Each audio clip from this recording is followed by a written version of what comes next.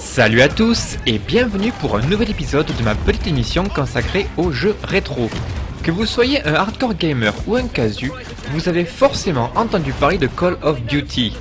Avec plus de 250 millions de copies vendues dans le monde et un nouveau titre qui sort pratiquement chaque année depuis déjà 10 ans, Call of Duty, c'est la série phénomène en matière de FPS. Ce qui n'empêche pas, ça fait déjà quelques temps, que les fans de la première heure ont l'impression d'être pris pour des poires et poussent des coups de gueule sur le fait que le jeu a fini par perdre son identité. Parce que bon, pour une série qui met en avant le réalisme militaire et les conflits historiques, les combats dans l'espace, les fusils laser et les Transformers à la Michael Bay, c'est bien joli, mais ça donne surtout l'impression que les développeurs commencent un peu à tourner en rond. Pre-order the Legacy Edition and get Modern Warfare remastered. Alors quand les studios ont vu que Infinite Warfare s'est fait descendre en flèche, ils ont décidé qu'il était temps d'établir un véritable retour aux sources de la série avec le prochain Call of Duty qui se déroulera pendant la Seconde Guerre mondiale, là où tout a commencé.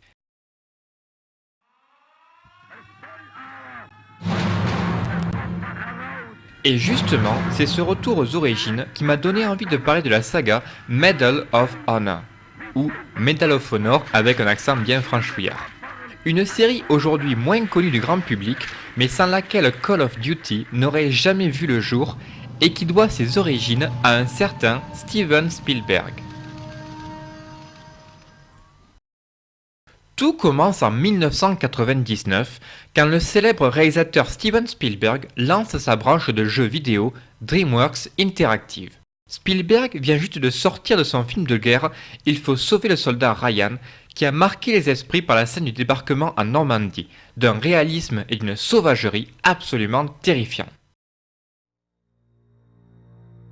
Spielberg a une idée pour un jeu vidéo où on incarnerait un soldat américain envoyé derrière les lignes ennemies pour tenter d'arrêter la machine de guerre nazie.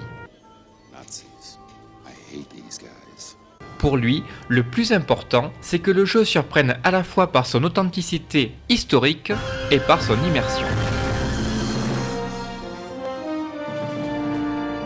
C'est comme ça qu'est né Medal of Honor.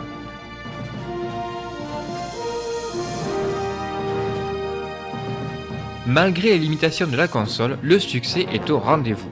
Les 2 premiers épisodes se vendent comme des petits pains et le cadre historique de la Seconde Guerre mondiale apporte une véritable bouffée d'oxygène dans le monde des FPS, jusque-là gouverné par des jeux qui se déroulent dans des univers de SF et de fantasy.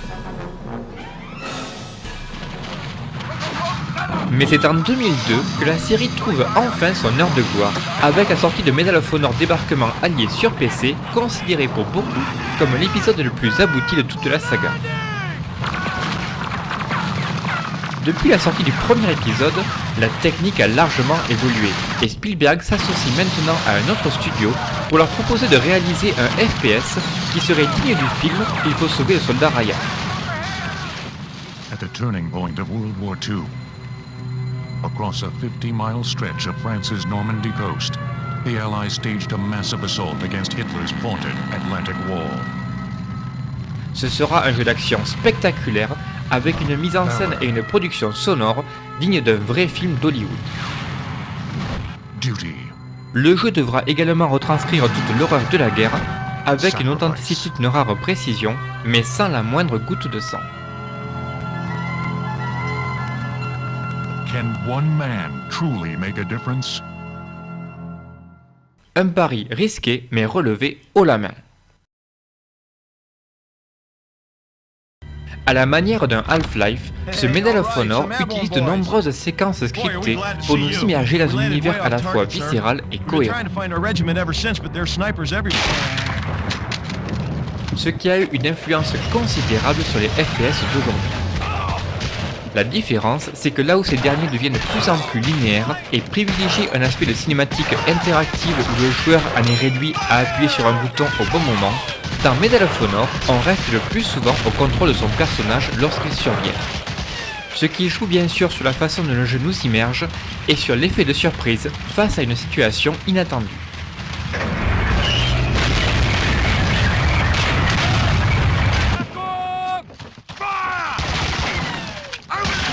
Pour un FPS qui a déjà 15 ans, ce Medal of Honor a encore de beaux restes. Les graphismes ont vieilli, d'accord, mais les animations et la modélisation des visages restent de qualité. Les expressions des personnages changent en temps réel et on parvient sans peine à lire la peur ou la colère dans leurs regards. Un tour de force pour l'époque qui fait passer les soldats de simples cibles mouvantes à de véritables individus. Hab keine. Angel dir eine. Du lügst, jedes Mal schummelst du. L'IA n'est pas un reste non plus. Vos compagnons d'armes se battent efficacement à vos côtés. Les ennemis se planquent, attaquent en groupe, se déplacent constamment et n'hésiteront pas à jeter des grenades pour vous déloger.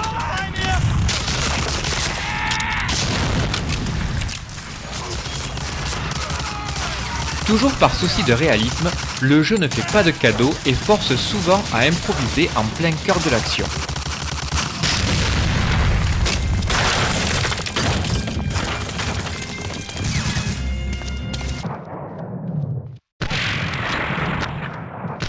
Contrairement aux jeux plus récents, on se déplace avec une certaine lenteur et on ne regagne pas de vie automatiquement en s'accroupissant contre un mur. Il faudra donc apprendre à éviter de se jeter dans la gueule du loup sous peine de se voir rapidement truffé de plomb.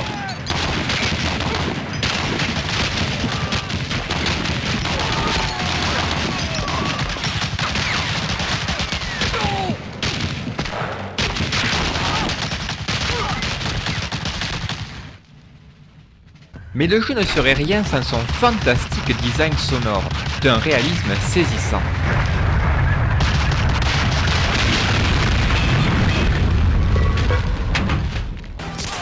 Les soldats vous crient dessus en allemand. Les armes ont toutes des bruitages uniques. Les explosions sont assourdissantes.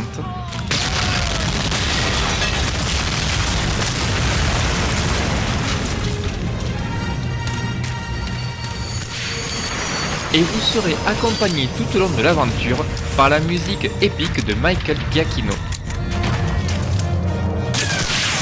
Un compositeur talentueux qui fera ensuite carrière au cinéma en bossant notamment avec Pixar et J.J. Abrams.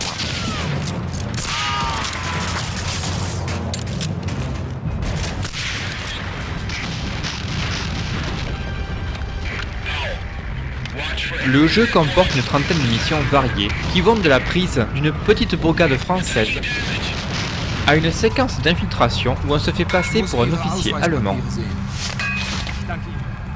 et d'autres moments à bord de véhicules où on tire sur tout ce qui bouge sans trop réfléchir. Sans oublier cette foutue mission sous la flotte où on passe son temps à se faire buter par des snipers planqués à l'autre bout de la carte. Mais aucune de ces missions ne rivalise avec celle du débarquement en Normandie où on doit prendre d'assaut les bunkers ennemis. Le niveau commence dans une barge de débarquement où on est parqué avec nos compagnons d'infortune. La tension monte, la barque d'à côté explose brutalement et soudain, la porte blindée s'ouvre et en quelques secondes, on assiste à un véritable carnage virtuel.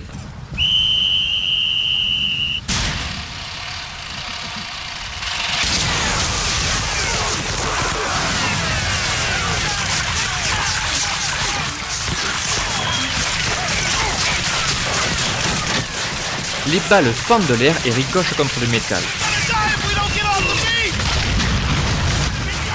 Les soldats s'écroulent les uns après les autres, les obus éclatent sur la plage.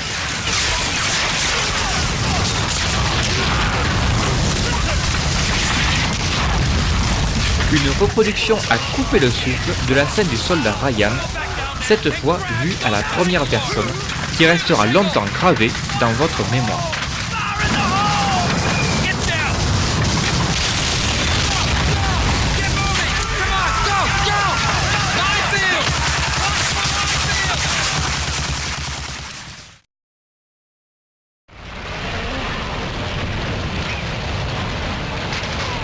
Je me suis concentré sur la campagne solo, mais le jeu dispose également d'un excellent mode multijoueur.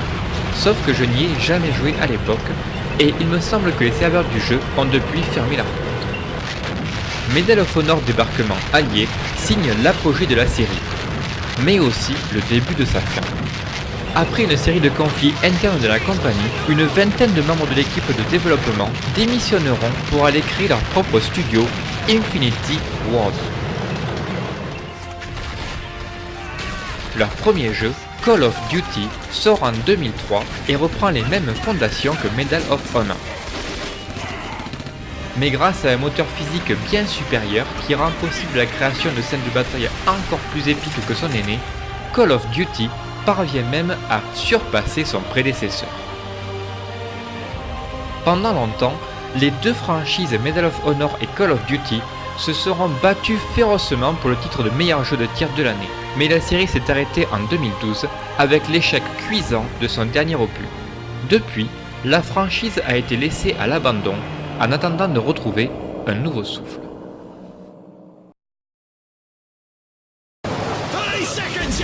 Même si ce débarquement allié accuse son âge, il reste un fleuron du FPS militaire, dont l'influence n'est pas à sous-estimer.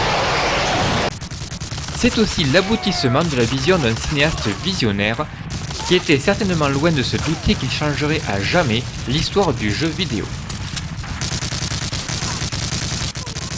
Pour les curieux ou les nostalgiques, vous pouvez facilement le trouver pour moins de 10 € sur le site Good Old Games, vendu avec 2 expansions qui proposent un joli paquet de nouvelles missions.